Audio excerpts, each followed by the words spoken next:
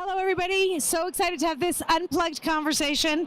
And in this area, experience is everything, but so is purpose. And one of the things I talk a lot about is when purpose meets passion, we're unstoppable. So I would love to start by telling me who you are, even though we all know, what you do. And then if you could tell me, we are all brands. Yeah. What does your personal brand stand for? What is the purpose of your personal brand? Let's start unplugged that way. How about that? Okay, so I'm Ann Lunis, and I'm the Chief Marketing Officer at Adobe. And I would say, purpose plays a very important part of my life, and I'm responsible at Adobe professionally for our corporate responsibility efforts, so that's one of the probably best parts of my job. But I think just personally, I'm kind of the giver. And I have no boundaries whatsoever. So if you meet me and you come over to me and you say, can I have your email address? I give you my email address. And then if you contact me, please don't do this. I really want to help you in any way I can and connect with you. And so I feel like that's, part of the reason that I got where I got is because I have, the ability to connect with people, and I think that people help people, and so that's kind of my purpose. I also feel like it's so authentic. It's an authentic giving with generosity. It's the real deal. So I try. There you go. Thank you. Yeah. So my name is Barbara Veneman. I'm a partner within our Deloitte Digital business, and I lead our global alliance with Adobe. So I've had the pleasure of working with Adobe for over 10 years now, and it's been wonderful to see Adobe's footprint in the marketplace grow so quickly and be so successful in the marketplace. I guess my brand purpose, it's always been to be the best version of myself that I can be, whether that's at work, at home, or playing sports. I think that being confident and being true to yourself and pushing yourself to become a really good version of who you are and who you want to be is really important. And I like to think that I live by that and that my actions are very much aligned with it. Well, I think that's amazing, and that ties back to the brand. And you both work for incredible top-tier brands. What is your brand purpose? What's Adobe's purpose? Yeah, so, purpose is a very big part of our company, and our two founders, John Warnock and Chuck Geschke, started the company over 35 years ago. And, software is a people-based company. Software is a people-based business, and they felt that giving back in the communities, at that point it was San Jose, California, we had severe issues with hunger and homelessness, and those became as important to the company as making software. I think today, as one of the creative leaders in the world, we think helping people be able to express themselves is very important, and in particular, the next generation of youth. And so a lot of our philanthropy is aligned with helping creative inspiration in underserved communities for young people all around the world. So I think, every day when we go to work, we think as much about product as we think about purpose. I think that's amazing, especially when you talked about millennials. Its purpose is in their DNA. And millennials want to work for companies that care about the world, and so does Gen Z. Even more. That's just a part of their kind of natural beings, and so we find from a recruitment perspective, so prospective employees as well as current employees, if you don't have a brand that people feel is doing good in the world, they're not going to want to work for you. And what about you with purpose-driven brands? So within our digital business, recently we refined our brand purpose, and we put a lot of effort in thinking about how can we help our clients in the marketplace elevate their the human experience of their customers. And our customers, or consumers in general, are bombarded with technology, with information at various touch points, and it's often a very disconnected, fragmented, and frankly painful experience. And so we put a lot of effort in fine-tuning our strategy approach and how we help our clients create those experiences that are going to elevate people's lives, the consumers' lives, and have a much bigger positive personal impact on their interactions with the organization. So that's been a big brand purpose of ours. I think it's amazing. And, a lot of times we think about brand messaging and it's a thought process, it's cognitive. Yes. And purpose is really a heartbeat. It comes from your heart and it's something you feel. So how do you discover your brand purpose? How do you decide, what that purpose is and bring that home? Where does that come from? Yeah, well, I think the companies that do it best align their kind of brand mission and their overall kind of product mission with their purpose. Because I think your customers can actually tell if it's inauthentic and you're trying to do something that's not aligned with what your values are and what your strategy from a business perspective is. So, I feel like, in our case, aligning around young people and, creative inspiration and enablement of their, self-expression through creativity, that's a, natural fit for Adobe because that's our business. But it also has to be something that you feel. And we feel that, there's no better way for people to interact with our brand than to be able to create things. It's true. I would agree with that. I think you can't fake a brand or a purpose. It's got to come from the heart. And as you're looking at thinking through what your brand and purpose is, you really need to think about what is it that you want to change in a marketplace and how is that change going to make a difference. And when you truly believe it and internalize it, I think it comes to life through the actions that you take and sometimes the actions that you don't take, which really decides on the brand. But we're hearing more and more about brand purpose. Right. And I don't think it's a new trend. I just think we are sharing our brand values a lot more now than ever before. How do you feel about brands taking a stand on social issues? It's a tough one. And we grapple with this every day because, part of my job is communications. And, I would say our philosophy is we feel that there are certain policies that we're going to directly engage and make comments about when they're related to our business. And that's going back to kind of the comment I made about your purpose and your philosophy from a business perspective.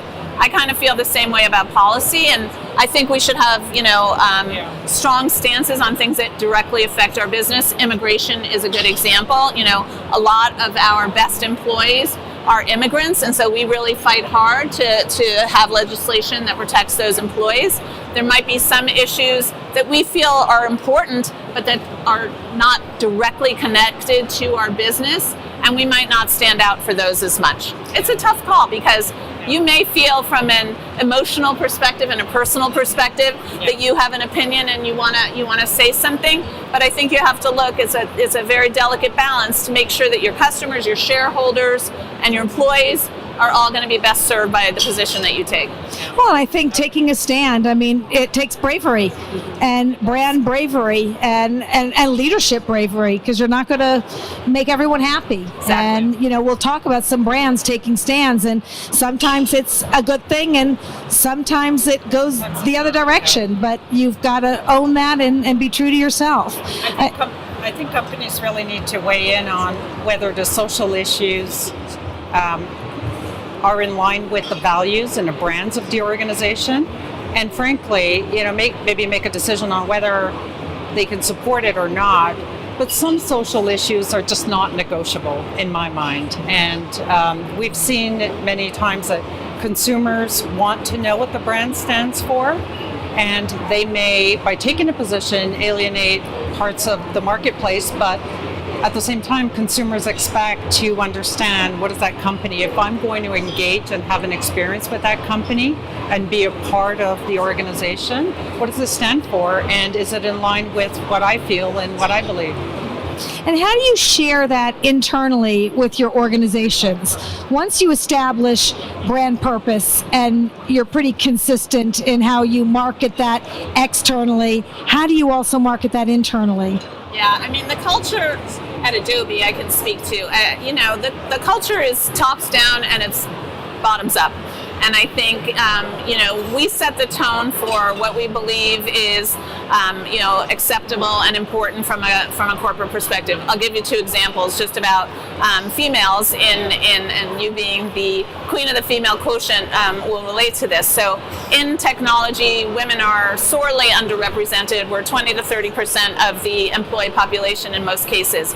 And we'd like to really be able to kind of turn that around.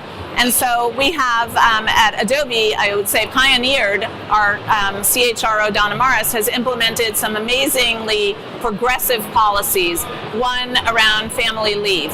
And we, I think, are probably one of the most generous in terms of family and parental leave. So if you have senior parents, also we honor that. Gender pay parity, that might seem like something that should have been resolved many, many years ago, but it just hasn't. So we started off with gender pay parity for the US, and now we've extended that to every market in which we operate, including India, where that's very, very challenging. High five with your good hand. Yeah, so I think, principles are very important, and I think it's also the courage, and it's a lot of work to be able to implement these types of things, but, our employees and changing the game in technology is really important to us. Well, I think that purpose also is what will attract the best talent and help you retain the best talent and also have a happy workforce. Exactly. A happy workforce is longevity and value in so many amazing ways. What do you think, Barbara, about that? We've implemented similar policies, and it's been very well received within the organization, within our firm. I think watching how leaders act and behave are an important part of the organization in communicating that brand and the purpose and what you believe in, frankly. And so there's an expectation that from top down, the organization, everyone behaves and follows those values and are aligned with the purpose. Well, I also think there have been some brands that have created some pretty aggressive campaigns Yes. that are taking on social issues in very important ways. Can we talk about some either that you've done inside of your organization or worked with clients on that you found to be bold and innovative and, taking it on?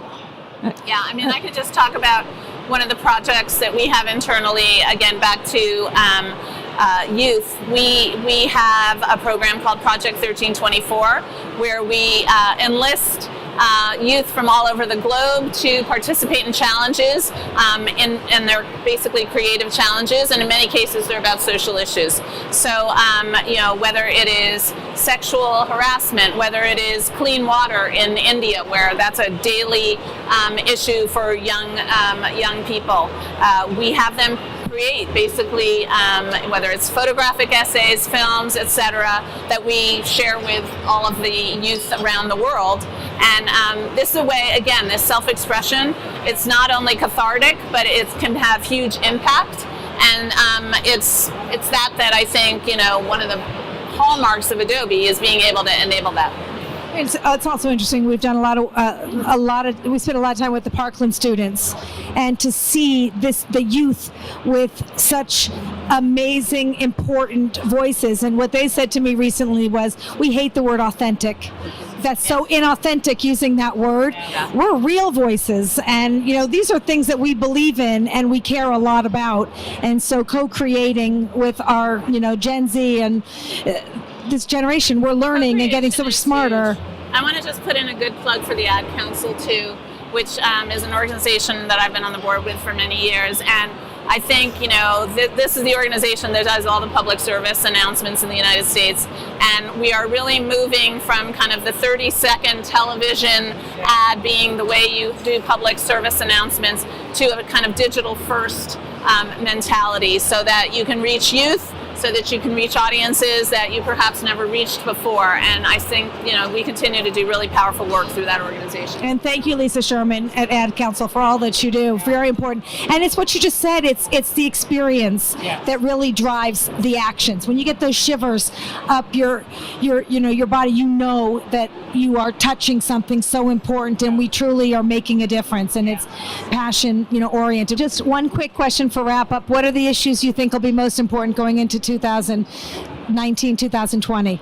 I think, from a customer experience standpoint, we still talk a lot about making experiences your business, et cetera, but I think there's a ton of work that needs to be done in the marketplace to actually elevate the experience of the consumer. 85% of CXOs do not believe that we're doing enough around the customer experience, and yet close to 90% of executives believe that brands will compete on the customer experience. And so if we believe that that's where we need to compete and we're not doing enough, there's a big gap in the marketplace. And so I think that despite all the talk in the past couple of years, you're going to see a lot more action and a lot more of the customer experience coming to life.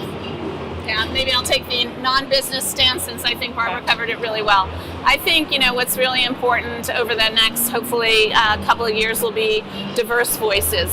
And, whether it's young people, whether it's underserved people, whether it's women, LGBTQ, I think, there's an opportunity through a lot of the work that we do here at Adobe and with our partners to let those voices be heard and to amplify them. Yeah. Certainly, it's clear that we have purpose and passion in our leadership today, which is very encouraging and gives us all hope for what's to come. So thank you so much. Shelley. Thanks, Thank Barbara. you. Thank you for being here.